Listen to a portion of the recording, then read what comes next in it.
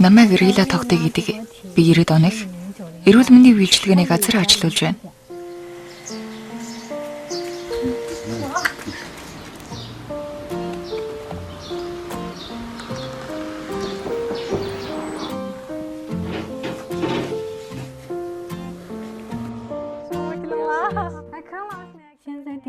Одоо үйлчилгээний газрын орлого сайн болсон олонхын банкны үйлчлүүлэгч.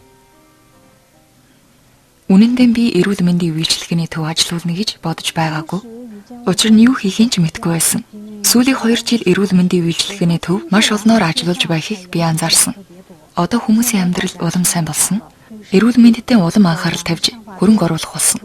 Хүмүүсийн бизнес сайн байхыг хараад би ч эрүүл мэндийн үйлчилгээний төв ажиллуулахар шийдсэн.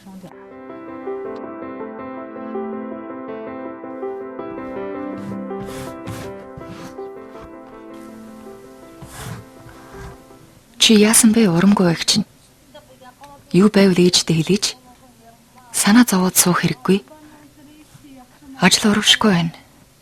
Маш олон зүйл дутагдж байна. Эрүүл мэндийн үйлчилгээний төв ажиллуулах гэхэд мөнгө хүрэлцэхгүй байна. Ажиллуулж чадахгүй ч магад. Санаа зовж байна.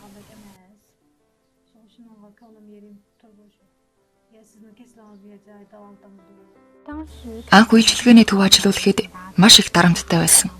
Ээж маань намайг байнга урамшилдаг нь надад маш их сэтгэлийн дэм болсон. Дараа нь тосгоны зөвлөл миний байдлыг олж мэдээд намайг хаж ирээд аж ахуй эрхлэх нөхөрг ажиллаж өгсөн юм.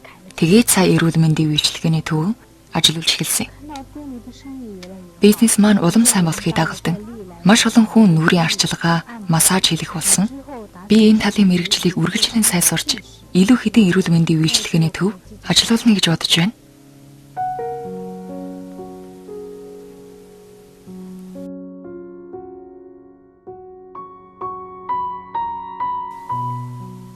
Энэ явцад олон хүндрэл бэрхшээл тулгарч байсан.